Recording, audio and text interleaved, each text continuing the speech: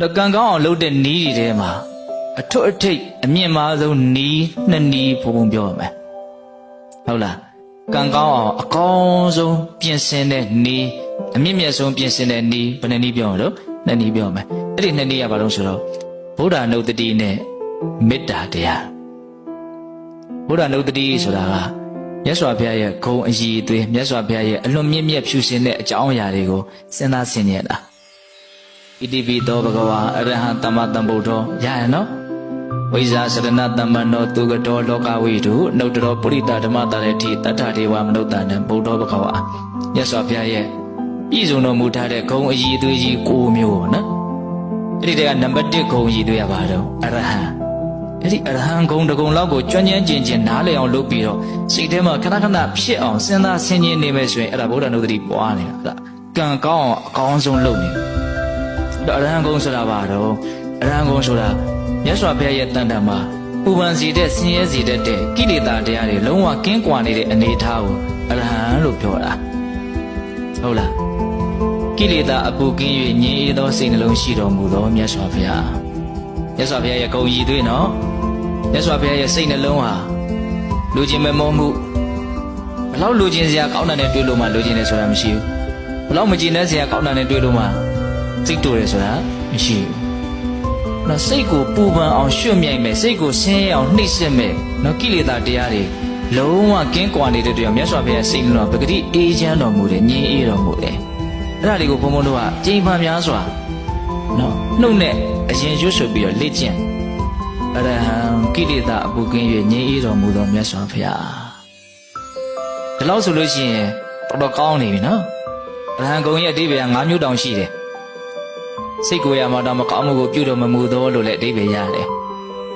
အတုမရှိသောဂုဏ်ကျေးဇူးတွေရှိတဲ့အတွက်ကြောင့်တတ္တဝါအားလုံးတို့ရဲ့ပူဇော်ထူးကိုခံယူထိုက်တယ်ဆိုတဲ့အဓိပ္ပာယ်လည်းရှိတယ်အရဟံဂုဏ်အဲ့ဒီတည်းကဘုံဘုံတို့အကြိုက်ဆုံးကတော့အရဟံဆိုတာပါလေစိတ်ထဲမှာလောဘဒေါသမောဟလုံးဝကင်းကွာနေတဲ့သဘောလေးအပူမရှိလို့ငြိမ်းအေးနေတယ်အရှုပ်တွေမရှိလို့ရှင်းနေတယ်ဆင်းရဲတာတွေမရှိလို့ချမ်းသာတယ်အဲ့ဒီအနေအထားလေးကိုအာယုံပြုနိုင်ဖို့လိုတယ်အဲ့ဒါကံကောင်းအောင်လုပ်နေတာအဲ့ဒါပရိစိတ်အရဟံကိလေသာအပူကင်း၍ငြိမ်းအေးတော်မူသောမြတ်စွာဘုရားပရိတလုံးချပရိစိတ်ရင်ဘာအကျိုးရှိတော့အနည်းဆုံးတော့108ခေါက်တော့ဆင်ခြင်မိမယ်လေအဲ့တော့အရဟံလို့ဆိုနေတာတဲ့ဘုံဘုံကတော့အဓိပ္ပာယ်လေးပါတွဲပြီးတော့ဆိုနိုင်ရင်ပို့ပြီးတော့သဘောကျတယ်အရဟံကိလေသာအပူကင်း၍ငြိမ်းအေးတော်မူသောမြတ်စွာဘုရားတခါလည်းပအောင်လို့နော်ဒါဘာလို့တာတော့ကံကောင်းအောင်လုပ်တာကံစိတ်ဥဒုအာရအကြောင်းတရားတွေကိုကောင်းအောင်ပြင်နိုင်မှဘုံဘုံတို့ရခြင်းတဲ့အကျိုးရလဒ်ကောင်းတွေထွက်မှာတရားကိုမျက်ချင်မပြတ်နဲ့ဟုတ်လားဟုတ်ကံကောင်းအောင်လုပ်ကံပြီးတော့ဗလာကံကောင်းအောင်နှစ်နည်းပြောမလို့ပြောနော်တနည်းရပါဆိုမေတ္တာတရားကိုယ်စေတနာလေးတွေဖြူရှင်တန်ရှင်းနေအောင်ကိုယ်ကံတွေမြင့်နေအောင်ကံတွေအစဉ်အတန်းရှိအောင်မေတ္တာထားရမယ်တတ်တော်အားလုံးရဲ့ပုံမှာချမ်းသာစေခြင်းနဲ့ကောင်းစေခြင်းနဲ့စိတ်ကလေးကိုမေတ္တာလို့ခေါ်တာမေတ္တာကိုချစ်ချင်းနဲ့ရောထွေးပြီးတော့အတိပ္ပယ်ကိုတချို့ကကောင်းကောင်းနားမလည်ကြတာရှိတယ်မေတ္တာဆိုတာတတ်တော်အားလုံးရဲ့ပုံမှာ